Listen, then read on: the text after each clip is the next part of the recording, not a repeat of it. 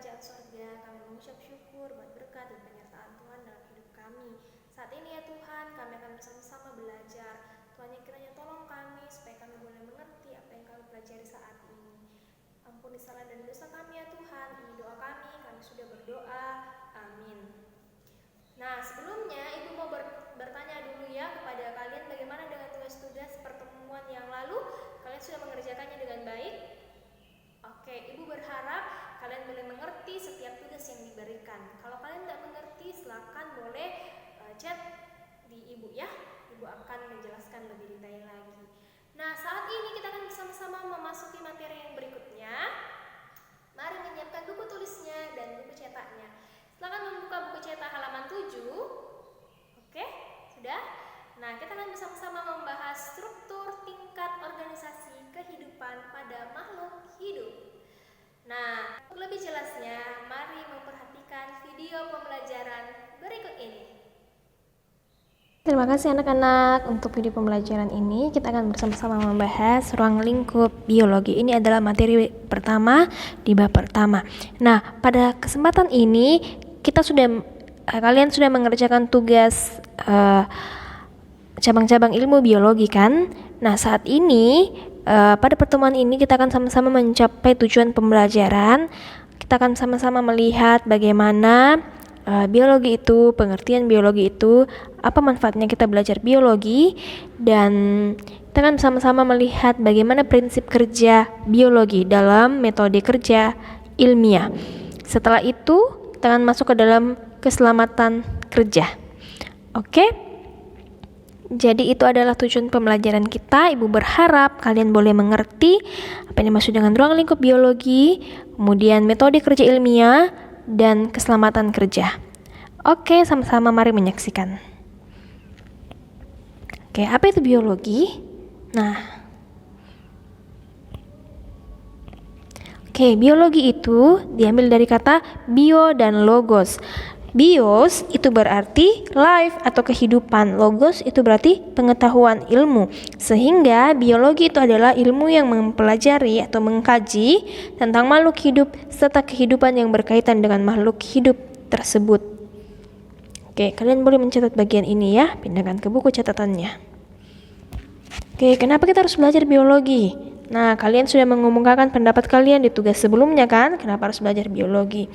Oke, ruang lingkup.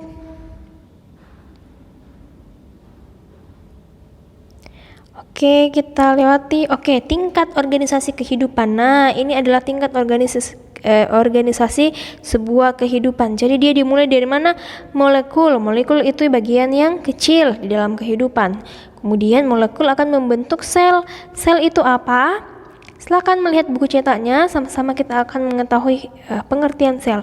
Sel itu adalah unit fungsional dan struktural yang terkecil dalam sistem kehidupan. Jadi sel itu dia mempunyai fungsi dan struktur. Kemudian kumpulan sel-sel itu akan membentuk sebuah jaringan.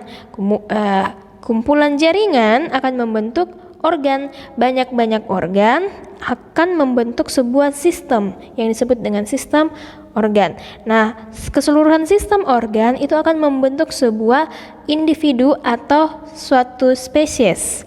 Nah, nanti spesies akan berkumpul dalam sebuah tempat dengan waktu yang sama, akan disebut dengan sebuah populasi, suatu populasi. Banyaknya populasi di suatu daerah tertentu itu akan membentuk komunitas. Komunitas itu kayak padang pasir. Jadi populasi apa yang ada di situ? Oke. Kemudian komunitas itu akan membentuk suatu daerah yang lebih luas lagi cakupannya, yang disebut dengan ekosistem. Jadi ekosistem ini ada makhluk hidupnya di dalam, ada makhluk tidak hidupnya juga, atau faktor abiotik dan biotik di dalamnya. Kemudian ekosistem itu akan membentuk bioma. Bioma itu seperti bumi ya. Kemudian biosfer, tingkat yang lebih besarnya lagi adalah biosfer. Oke, silakan kalian mencatat bagian ini ya. Oke, cabang-cabang ilmu biologi ini sudah kalian tulis di tugas sebelumnya, ada genetika, sitologi, zoologi, botani, dan histologi. Genetika adalah pewarisan sifat, sitologi adalah ilmu tentang sel, zoologi adalah tentang hewan, botani tentang tumbuhan, dan histologi tentang jaringan.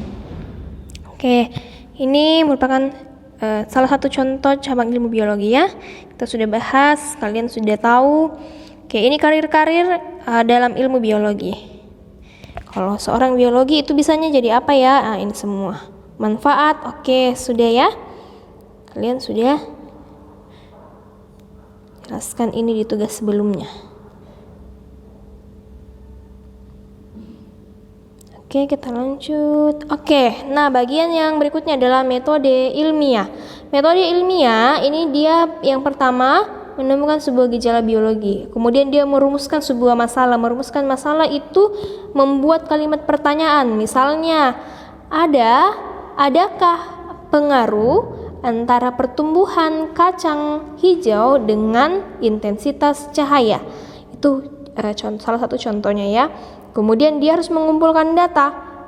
Tingkat berikutnya itu adalah mengumpulkan data. Datanya ini keterangan-keterangan. Misalnya, pertumbuhan itu bisa terjadi karena ada cahaya, karena ada air, dan sebagainya. Kemudian menyusun hipotesis. Hipotesis ini adalah dugaan sementara. Dugaannya saya mau menduga itu pertumbuhan dipengaruhi oleh cahaya. Namanya saja dugaan sementara, belum tentu benar, belum tentu juga salah. Nanti akan ditentukan dia hipotesisnya benar ketika kita melakukan sebuah percobaan. Nah, percobaan dilakukan, kemudian kita harus mencatat hasil dari percobaan itu, kemudian dianalisis, dihitung datanya, kemudian ditarik kesimpulannya. Di kesimpulan kita akan menjawab hipotesis itu dan menjawab rumusan masalah. Apakah hipotesis diterima atau ada pengaruh pertumbuhan dengan cahaya? Itu namanya hipotesis diterima. Tapi kalau misalnya hipotesisnya ditolak, kesimpulannya berarti pertumbuhan tidak memerlukan cahaya. Oke, itu namanya hipotesis ditolak. Oke, bisa ya? Nanti silakan lihat buku cetaknya. Silakan membaca buku cetaknya ya. Atau kalian bisa mengulangi video pembelajaran ini. Oke, langkah-langkah bekerja dengan metode ilmiah, menemukan gejala biologi, kemudian merumuskan masalah, hipotesis, membuat rencana penelitian. Silakan kalian menulis bagian ini ya. Akan kasih besar. Nah, oke.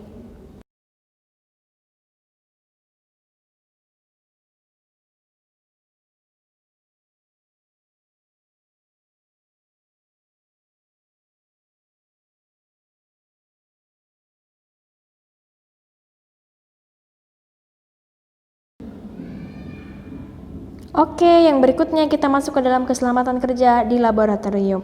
Bagian ini Ibu akan menugaskan kalian ya. Beberapa hal yang perlu diperhatikan. Yang pertama adalah penggunaan laboratorium ketika sedang bekerja di lab. Kemudian kedua, memahami bahan-bahan kimia yang berbahaya dengan simbol-simbolnya. Kemudian yang ketiga, mematuhi petunjuk atau tata tertib yang ada di laboratorium. Yang terakhir, mengetahui sumber kecelakaan dan cara mengatasinya. Nah, poin Ibu berikan tugas.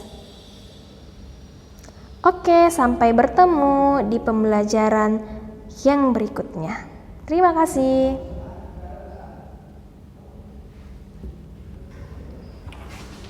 Anak-anak yang boleh mengikuti video pembelajaran kita kali ini.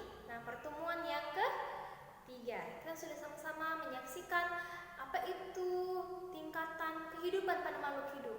Kemudian kita sudah membahas tentang pemecahan masalah menggunakan metode ilmiah. Dan yang ketiga, ya, sama-sama sudah membahas tentang keselamatan kerja. Nah, untuk materi ini Ibu akan memberikan tugas. Iya, nanti Ibu akan berikan tugasnya. Ibu berharap kalian boleh mengerjakannya dengan penuh semangat dan Ibu yakin kalian pasti bisa. Nah, kalian pasti kreatif dalam menyelesaikan setiap masalah. Nah, kita akan menutup pertemuan kita kali ini. Ibu berharap kalian semuanya tetap senang dan bersemangat ya. Mari kita tutup dengan doa. Mari kita berdoa. Bapa di dalam kerajaan surga, kami berterima kasih Tuhan. Tuhan sudah tolong kami pembelajaran kami, apa yang kami dengar, apa yang kami lihat. Tuhan tolong kami supaya kami boleh mengerti dengan baik. Kami akan melanjutkan pelajaran kami. Tuhan yang kiranya menolong dan memampukan kami. Ampunkan kami ya Tuhan, ini doa kami dalam nama Tuhan Yesus kami sudah berdoa. Amin. Oke, sampai berjumpa di pembelajaran berikutnya.